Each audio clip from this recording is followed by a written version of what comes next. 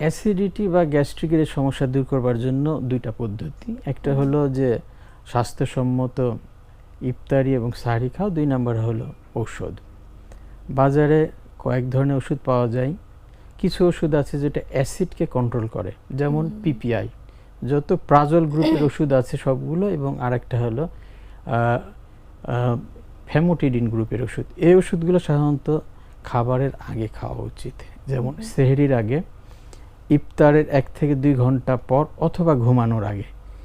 দ্বিতীয় প্রকারের ওষুধ যেগুলো দ্রুত অ্যাসিডিটি কমায় বা গ্যাস্ট্রিকের সমস্যা কমায়, এটা হলো অ্যান্টাসিড। সাসপেনশন আকারে পাওয়া যায়, ট্যাবলেট আকারেও পাওয়া যায়। এটা কিন্তু খাবারের পরে, সেহরির পরে হতে পারে, ইফতারের পরে হতে পারে, ঘুমানোর আগে।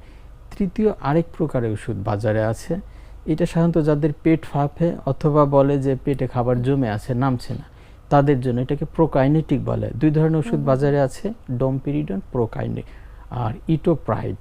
এই 2 ধরনের ওষুধই কিন্তু খাবারের আগে, অর্থাৎ সাহরির আগে, ইফতারের 1 থেকে 2 ঘন্টা পর, অথবা ঘুমানোর পূর্বে।